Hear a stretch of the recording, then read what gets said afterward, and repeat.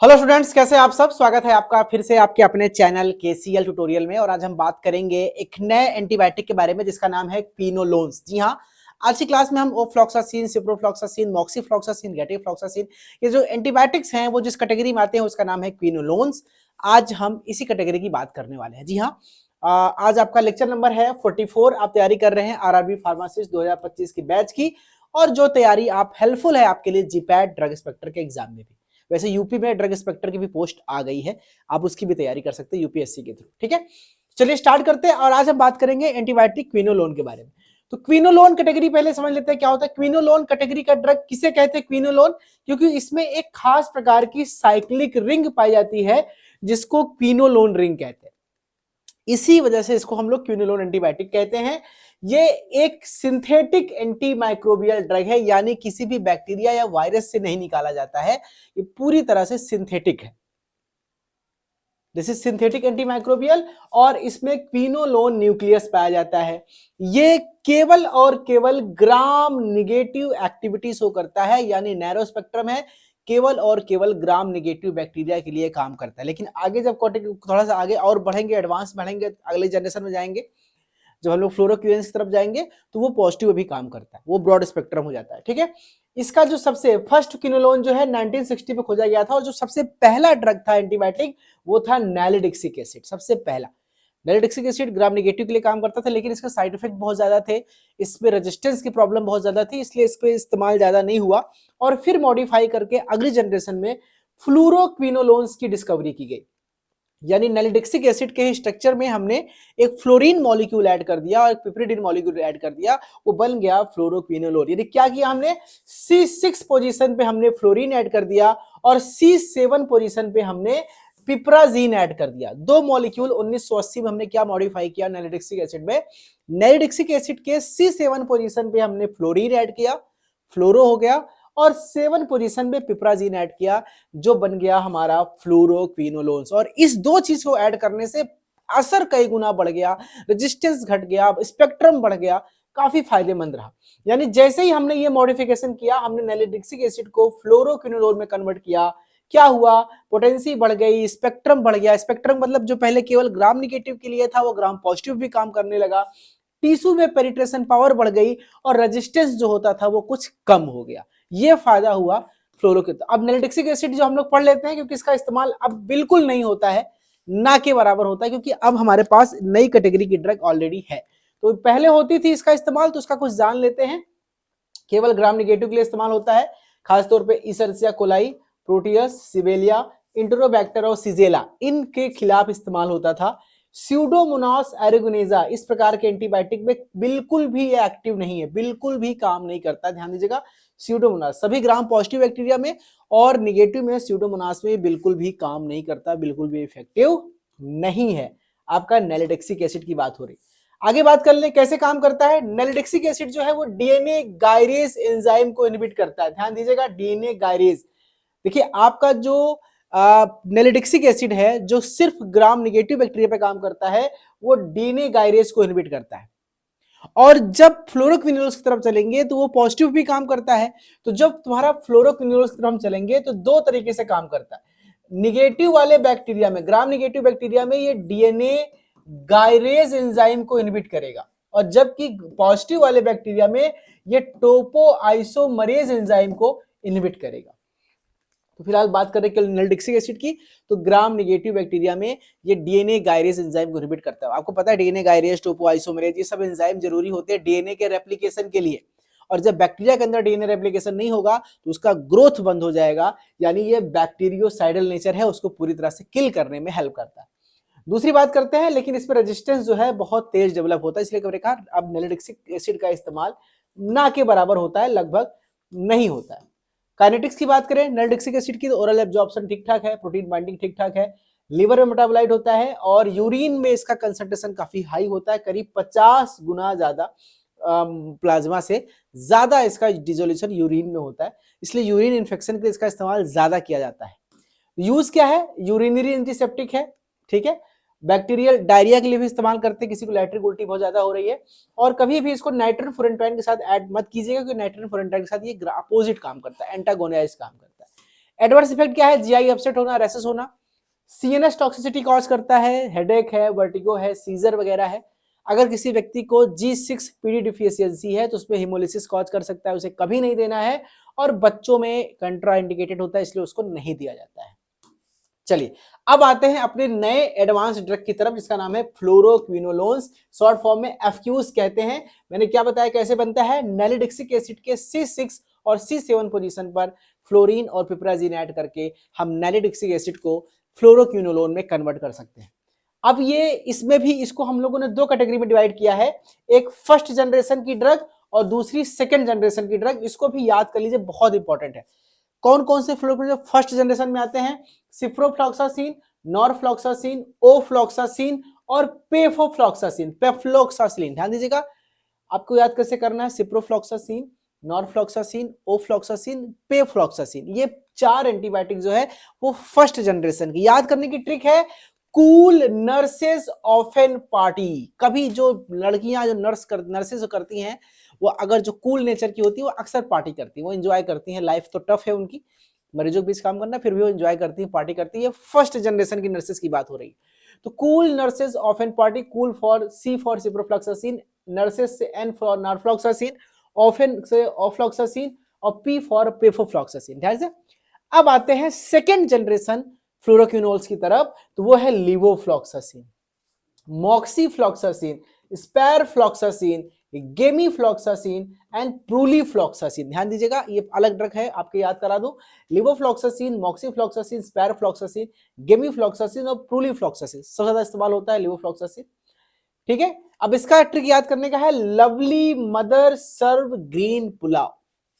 प्यारी माँ ने ग्रीन पुलाव सर्व किया। आजकल सीजन ठंडी का है तो ग्रीन चीजें बहुत मिल रही है, बथुआ, पालक। तो lovely mother serves green pulao, lovely for levofloxacin, mother for moxifloxacin, serve for sparfloxacin, green for gemifloxacin और पुलाव फॉर पिरुलीफ्लॉक्सासिन। ठीक है, इसको इस तरह से आप याद कर सकते हैं। मैकेनिज्म की बात करते कैसे काम करता है, मैंने बताया था, क्योंकि ये ब्रॉड स्पेक्ट्रम है तो निगेटिव और पॉजिटिव को दोनों अलग अलग तरीके से डीएनए के रेप्लिकेशन को रोकता है। ग्राम निगेटिव बैक्टीरिया में डीएनए गायरेज एंजाइम को इनहिबिट करता है, जैसे कि आपका नैलिडिक्सिक एसिड करता था, और ग्राम पॉजिटिव बैक्टीरिया में ये टोपो आइसोमरेज 4 एंजाइम को इनहिबिट करता है। ध्यान दीजिएगा, दोनों ब्रॉड स्पेक्ट्रम है, पॉजिटिव में अलग काम करता है, नेगेटिव में अलग, दोनों का मैकेनिज्म अलग है, और ओवरऑल ये बैक्टीरिया के डीएनए को डैमेज करता है जिससे ये बैक्टीरिसाइडल होता है। अब एक चीज और ध्यान देना है कि अब हमारा जो ह्यूमंस है, जो हम हैं, हमारे शरीर में भी डीएनए पाया जाता है, हमारे शरीर में भी डीएनए रेप्लिकेशन होता है, हमारे शरीर में भी टोपोआइसोमरेज और गायरेज होता है। तो क्या ये एंटीबायोटिक खाने से हमारे शरीर का भी टोपोआइसोमरेज और गायरेज अफेक्टेड होता है?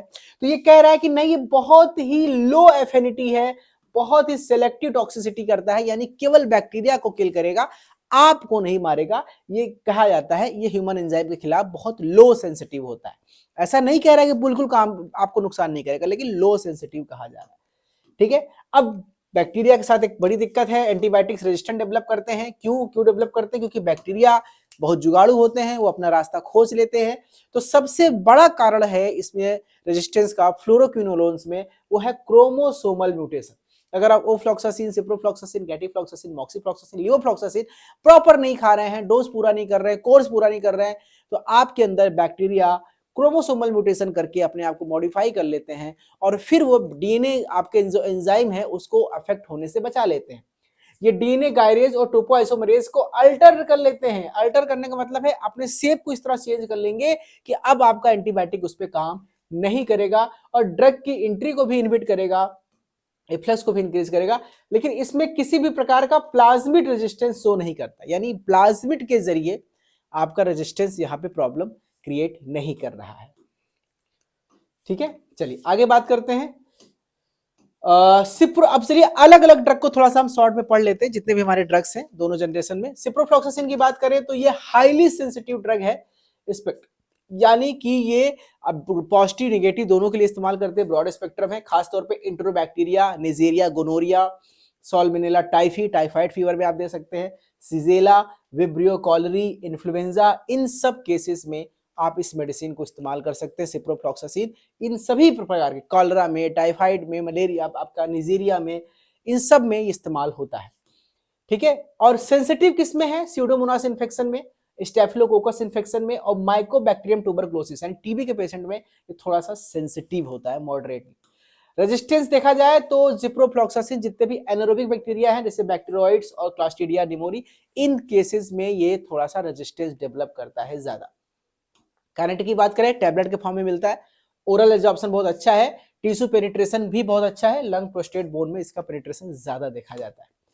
ठीक है। सीएसएफ में इसका पेनिट्रेशन कम है, यानी ब्रेन के प्रॉब्लम के लिए आप इसका इस्तेमाल नहीं कर सकते। यूरिन में एक्सक्रीट होता है, फूड के साथ एब्जॉर्प्शन घटता है। सिप्रोफ्लॉक्सासिन अगर आप खाना खाने के जस्ट बाद खा रहे हैं तो आपका ड्रग का एब्जॉर्प्शन जो है वो घट सकता है, ध्यान दीजिएगा। एडवर्स इफेक्ट की बात करें तो जीआई अपसेट कॉमन सी बात है, पेट खराब होना थोड़ा सा, डिजीनेस, इंसोम्निया, सीजर आना, टेंडराइटिस और टेंडर रेप्चर, ये बहुत खास चीज है। अगर किसी व्यक्ति को सिप्रोफ्लॉक्सासिन आप खिला रहे हैं और वो व्यक्ति गठिया बतास का पेशेंट है, ऑस्टियोआर्थराइटिस, रूमेटॉइड आर्थराइटिस का पेशेंट है, गाउट का पेशेंट है, तो वो उसमें दिक्कत पैदा कर सकता है। क्यों? क्योंकि वो टेंडिनाइटिस करता है, आपके टेंडन में इन्फ्लेमेशन कॉज करेगा और टेंडन को रैप्चर कर सकता है।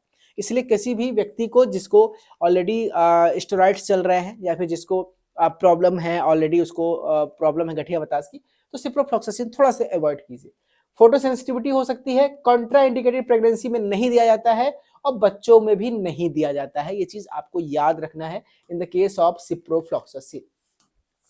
ठीक है। अब ड्रग इंटरेक्शन की बात कर लें तो ये थियोफाइलिन यानी जो डेरी फाइलिन आता है, जो सांस के पेशेंट होते हैं, कैफीन और वेरफेरिन, इन तीनों के साथ अगर आप इसको देते हैं तो इन तीनों के एक्शन को इंक्रीज कर देता है वो, ठीक है, इंक्रीज कर देता है। एनासिड के साथ अगर आप इसको इस्तेमाल कर रहे हैं तो सीएनएस टॉक्सिसिटी बढ़ सकती है, यानी किसी व्यक्ति को जो सीजर की प्रॉब्लम है, मिर्गी की प्रॉब्लम है, वो बढ़ सकती है सिप्रोफ्लॉक्सासिन के साथ अगर आप उसको एनासिड ऐड कर रहे हैं, मत करिएगा। एंटासिड और आयरन के साथ एब्जॉर्प्शन को डाउन कर देता है, ठीक है, ये चीज ध्यान देना।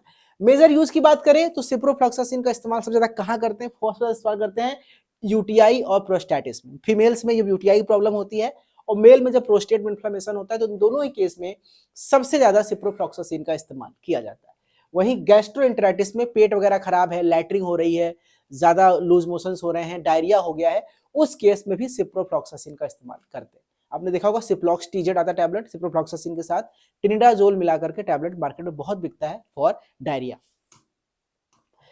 इसके अलावा टाइफाइड फीवर में आप इस्तेमाल कर सकते हैं। अगर किसी व्यक्ति को टाइफाइड पॉजिटिव हो गया है तो आप उसको 750 मिलीग्राम का बीडी डोज दीजिए, 750 मिलीग्राम। 500 मिलीग्राम का डोज नॉर्मल आता है, लेकिन टाइफाइड वाले में थोड़ा सा डोज बढ़ाना पड़ता है। बोन और ज्वाइंट इन्फेक्शन में भी आप इसका इस्तेमाल कर सकते हैं। डायबिटिक फूड किसी को है, सेकेंड लाइन टीबी का मेडिसिन में इस्तेमाल कर सकते हैं। एंथ्राक्स इन्फेक्शन में, न्यूट्रोपोनिया प्रोफाइलैक्सिस में, आप इन सब केसेस में इस्तेमाल। लेकिन अगर किसी को रिस्पायरेटरी प्रॉब्लम हो गई, न्यूमोकोकल इन्फेक्शन हो गया, निमोनिया हो गया, उस केस में सिप्रोफ्लॉक्सासिन काम नहीं करेगा, वहां लिवोफ्लॉक्सासिन सबसे बेहतर माना जाता है। कुछ और ड्रग की बात कर लेते हैं, जैसे एग्जांपल है नॉरफ्लॉक्सासिन। तो नॉरफ्लॉक्सासिन जो है टिश्यू में कम पेनिट्रेट करता है, इसलिए इसका इस्तेमाल खासतौर पे लैटरिंग के लिए, यूटीआई के लिए करते हैं, ठीक है, यूटीआई और डायरिया में इसका इस्तेमाल होता है। वही पेफ्लॉक्सासिन की बात करें तो लिपिड सॉल्युबिलिटी सबसे ज्यादा होती है, दैट्स वाई ये ब्रेन में ज्यादा पहुंचता है। सीएसएफ में सबसे ज्यादा अगर कोई फ्लोरोक्विनोलोन पहुंचता है तो वो है पेफ्लॉक्सासिन, क्योंकि इसकी लिपिड सॉल्युबिलिटी बहुत ज्यादा होती है, ठीक है, लेकिन लीवर डिजीज कॉज कर सकता है तो रिड्यूस कम करते। ओफ्लॉक्सासिन की बात करें तो ग्राम पॉजिटिव में सबसे ज्यादा काम करता है। ग्राम पॉजिटिव इन्फेक्शन के लिए क्लेमाइडा और माइकोप्लाज्मा इन्फेक्शन में ओफ्लॉक्सासिन का इस्तेमाल करते हैं। टीबी और लेप्रोसी के लिए अल्टरनेटिव मेडिसिन ये होता है। लिवोफ्लॉक्सासिन मैंने कहा सबसे बेस्ट होता है, ये ओफ्लॉक्सासिन का लिवो आइसोमर है। आपने पढ़ा होगा लिवो और डेक्स्ट्रो होता है, ये ओफ्लॉक्सासिन का लिवो आइसोमर होता है, लिवोफ्लॉक्सासिन। ये सीएपी की बात करें तो ये बेसिकली आपका जो इसको बोलते हैं कम्युनिटी, सी फॉर होता है कम्युनिटी, और ए पी करके कुछ इसका नाम था, मुझे एग्जैक्टली याद नहीं आ रहा है, मैं आपको लिख दूंगा कमेंट सेक्शन में। एक तरह का इसका नाम एक्चुअली ये सी फॉर कम्युनिटी है और पी फॉर है न्यूमोनिया। अब ए फॉर एग्जैक्टली याद नहीं आ रहा है। एक्चुअली बेसिकली जब किसी आप ऐसी जगह पे रहते हैं जब अगल बगल टीबी के पेशेंट है, अगल बगल सांस के मरीज हैं और उनके इन्फेक्शन से आपको अगर आपको टीबी वगैरह हो रही है, सांस की दिक्कत हो रही है, तो उस केस में levofloxacin is the best. Daily dosing दिन में एक बार देते हैं। लिवोफ्लॉक्सासिन का डोज एक ही बार होता है, 2 बार नहीं होता है, और इसमें कोई बहुत ज्यादा मेजर इंटरेक्शन नहीं है।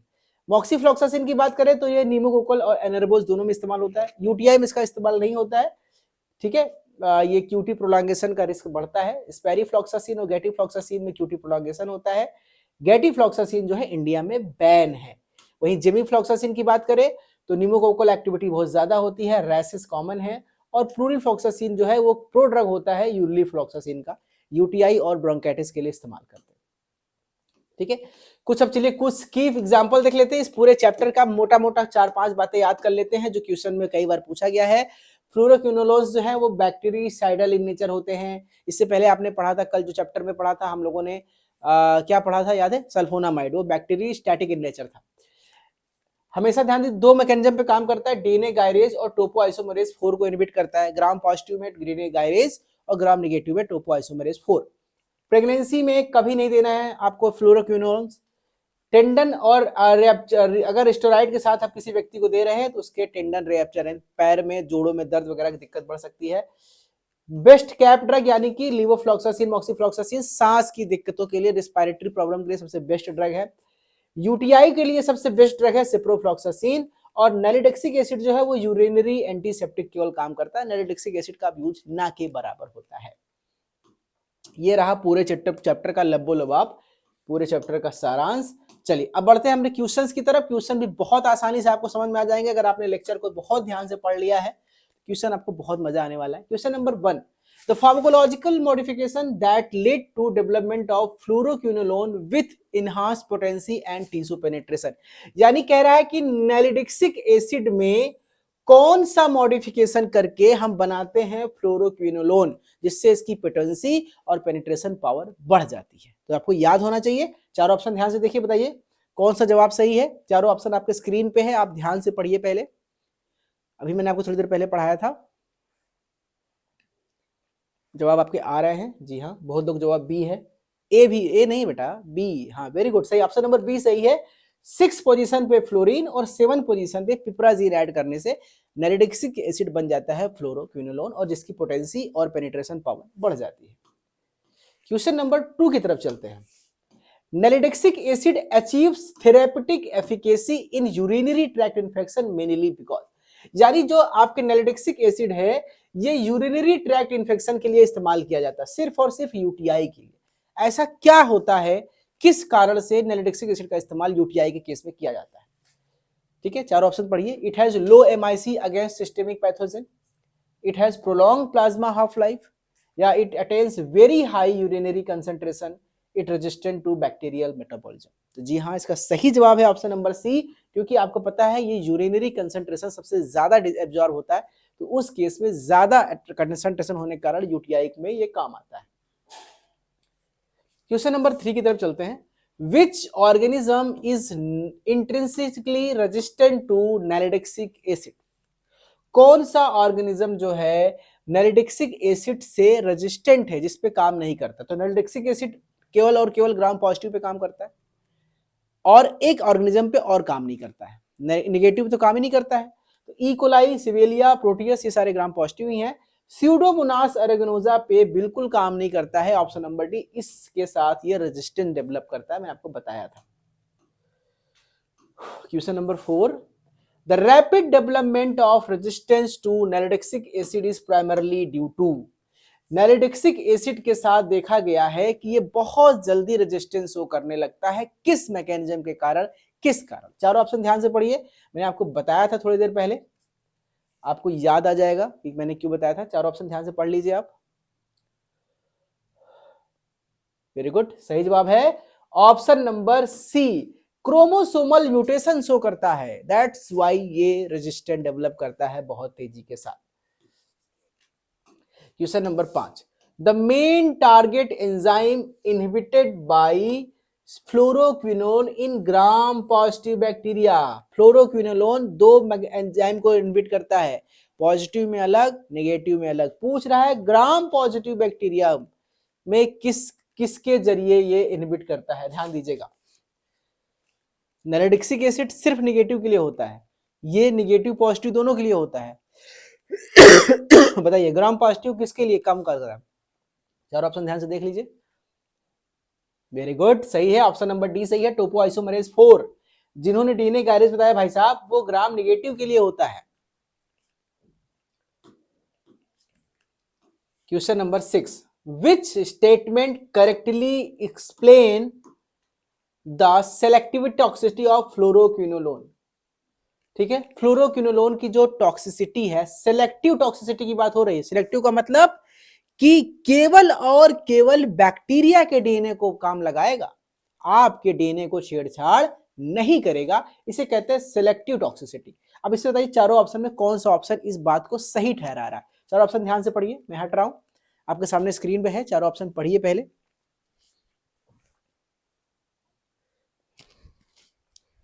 पढ़ लिया? ठीक है, ऑप्शन नंबर बी सही है। ह्यूमन टोपोआइसोमरेज सेकेंड के साथ फ्लोरोक्विनोन की एफिनिटी बहुत लो होती है, इसलिए ये सिलेक्टिव होता है बैक्टीरियल डीएनए को डैमेज करने के लिए।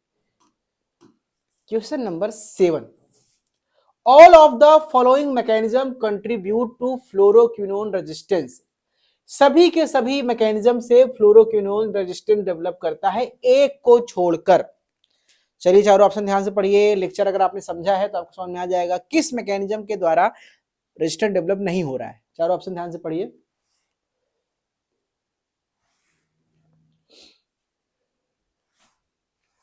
नोट्स में साफ साफ लिखा था एक जरिए से नहीं होता। जी हाँ, जवाब बिल्कुल सही आ रहा है आप लोग का, option number D, plasmid mediated transferation नहीं होता है, बाकी सब के जरिए मैकेनिज्म के जरिए आपका रेजिस्टेंस डेवलप हो जाता है। Question number 8, which fluoroquinolone has the highest activity against aerobic gram negative bacilli making in the prototype of the class. ठीक है, ध्यान दीजिए, दो चीज कह रहा है कि कह रहा है कौन सा फ्लोरोक्विनोल जो है ग्राम नेगेटिव बैक्टीरिया के लिए सबसे ज्यादा इफेक्टिव है, और इसके साथ साथ ये एक प्रकार का प्रोटोटाइप ड्रग भी है। प्रोटोटाइप मतलब एक तरह का प्रो ड्रग भी है। कौन सा जवाब सही है? नॉरफ्लॉक्स, सिप्रोफ्लॉक्स, ओफ्लॉक्स, लिवोफ्लॉक्स। ऑप्शन नंबर बी सही है, सिप्रोफ्लॉक्सासिन बेस्ट होता है फॉर ग्राम नेगेटिव बैक्टीरिया, और एक प्रकार का ये प्रोटोटाइप ड्रग भी होता है, बॉडी में जाके एक्टिव फॉर्म में कन्वर्ट हो जाता है। Question number 9, which group of organism shows intrinsic resistance to ciprofloxacin। कौन सा बैक्टीरिया ऑर्गेनिज्म सबसे ज्यादा रेजिस्टेंस शो करता है सिप्रोफ्लॉक्सासिन के खिलाफ? इंट्रोबैक्टीरिया, Neisseria species, anaerobic slag bacteroides या वाइब्रियो कॉलरी। चार ऑप्शन ध्यान से पढ़िए, आपको बताया थोड़ी देर पहले। बिल्कुल सही जवाब ऑप्शन नंबर सी, एनारोबिक जो बैक्टीरिया है, बैक्टीरियोइड्स होते हैं एनारोबिक, वो रेजिस्टेंस डेवलप करते हैं सिप्रोफ्लॉक्सासिन के खिलाफ। Question number 10, the relatively poor efficacy of ciprofloxacin in pneumococcal pneumonia is due to. मतलब सिप्रोफ्लॉक्सासिन वैसे तो ड्रग है, जिसे मैंने कहा था लिवोफ्लॉक्सासिन रिस्पायरेटरी प्रॉब्लम के लिए, निमोनिया के लिए बहुत इफेक्टिव है, लेकिन सिप्रोफ्लॉक्सासिन केवल डायरिया, यूटीआई में काम आता है, रिस्पायरेटरी प्रॉब्लम में काम नहीं आता। यानी किसी को सर्दी जुकाम हो जाए, खांसी हो जाए या उलझन हो जाए, गले में खराश हो, तो आप सिप्रोफ्लॉक्सासिन का इस्तेमाल नहीं करते, लिवोफ्लॉक्सासिन का इस्तेमाल कर देते हैं। ऐसा क्यों? ऐसा क्यों है कि सिप्रोफ्लॉक्सासिन का इस्तेमाल नहीं होता है? चार ऑप्शन ध्यान से पढ़िए, चार ऑप्शन पढ़िए, आपको जवाब मिल रहा होगा, बिल्कुल सही समझ में आ रहा है। बिल्कुल ऑप्शन नंबर सी सही है, लो एंड वेरिएबल ससेप्टिबिलिटी। ये निमोनिया कोकस के साथ ससेप्टिबिलिटी इसकी जो है वो बहुत कम है। Question number 11, which adverse effect of fluoroquinolone is most closely associated with concurrent corticosteroid therapy. अगर किसी व्यक्ति को आप कॉर्टिकोस्टेरॉइड चल रही है, स्टेरॉइड चल रहा है, घुटने की दिक्कत है, गठिया बतास की दिक्कत है, उसके साथ कौन सा मेडिसिन चला देने सर वो दिक्कत बढ़ जाती है? बताया था आपको मैंने कि एक ऐसा मेडिसिन है जिसके उसको एनासिड्स को इस्तेमाल करने से, फ्लोरोक्विनोन के साथ इस्तेमाल करने से क्या दिक्कत बढ़ जाती है? स्टेरॉइड के साथ बढ़ने से। ठीक है, टेंडन में सूजन, टेंडन में टेंडाइटिस, ऑप्शन नंबर बी सही है, tendinitis and tendon rupture. Question number 12, concomitant administration of ciprofloxacin with increase risk of seizure. कौन सी दवा के साथ, सिप्रोफ्लॉक्सासिन के साथ कौन सी मेडिसिन ऐड करने पर मिर्गी के झटके बढ़ जाते हैं? दिक्कत बढ़ जाती है। मैंने कहा था ना, ऐसी कौन सी दवा है जिसके साथ खाने पर ब्रेन पे असर पड़ने लगता है? चारों ऑप्शन ध्यान से पढ़िए, जवाब आपको मिल जाएगा। थोड़ी देर पहले मैंने आपको पढ़ाया भी था। जी हाँ, बिल्कुल सही। हाँ, नहीं नहीं नहीं नहीं, या ऑप्शन नंबर सी सही है, एनासिड्स। एनासिड्स अगर आप चलाते हैं ये आपको सीजर की प्रॉब्लम प्रोड्यूस कर सकता है। सिप्रोफ्लॉक्सासिन के साथ कभी भी एनासिड्स मत चलाइएगा। Question number 13, which fluoroquinolone is not recommended in for UTI? कौन सा फ्लोरोक्विनोलोन यूटीआई के लिए बिल्कुल काम नहीं करता? यूटीआई के लिए आपको नहीं देना है, because hepatic metabolism and poor urinary concentration. कौन सा फ्लोरोक्विनोलोन आपके यूटीआई में काम नहीं करता है? सिप्रोफ्लॉक्सासिन, नॉरफ्लॉक्सासिन, मॉक्सीफ्लॉक्सासिन या लिवोफ्लॉक्सासिन? ऑप्शन ध्यान से चारों पर देख लीजिए। ठीक है, इसका सही जवाब है ऑप्शन मतलब सी, मॉक्सीफ्लॉक्सासिन। एक बार इसको प्लीज क्रॉस चेक कर लीजिएगा नोट्स से। Question number 14, which fluoroquinolone is characterised by excellent CSF penetration? पूरे फ्लोरोक्विनोलोन्स में सबसे ज्यादा सीएसएफ पेनिट्रेशन किस ड्रग की होती है, यानी उसकी लिपिड सॉल्युबिलिटी सबसे ज्यादा है? ऑप्शन चारों ध्यान से देखिए, मैंने आपको बताया था याद कैसे करना है, और ये बहुत इंपॉर्टेंट है। सिर्फ एक ऐसी ड्रग है पूरे फ्लोरोक्विनोलोन्स पे जो ब्रेन में पहुंचती है, सीएसएफ में पहुंचती है। देखिए चारों ऑप्शन समझ में आया? गुड, ऑप्शन नंबर डी सही है, पेफ्लॉक्सासिन। चलिए क्वेश्चन नंबर 15 है, फ्लोरोक्विनोलोन एंटीबायोटिक्स के अलग अलग नाम है और पूछा जा रहा है कि इसमें से कौन सा सही मैच है?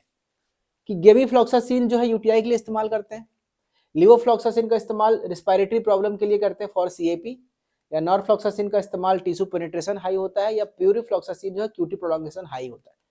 सबसे सही जवाब है लिवोफ्लॉक्सासिन का इस्तेमाल होता है for CAP and dosing, oral dose के लिए दिन में एक बार इस्तेमाल करते हैं, ये सही जवाब है। तो कैसी रही क्लास? मेरे ख्याल से बहुत मजा आया होगा, बहुत इंटरेस्टिंग क्लास थी, बहुत बोरिंग चीज को आसान करके समझाने की पूरी कोशिश की है। और बच्चों, ड्रग इंस्पेक्टर की भी फॉर्म आ गया यूपी से, वो भी आप लोग अप्लाई कर सकते हैं। ठीक है, चलिए बढ़िया है, मस्त रहिए, मिलते हैं आपसे अगली क्लास में एक नए एंटीबायोटिक के साथ। Thank you so much, take care, जय हिंद।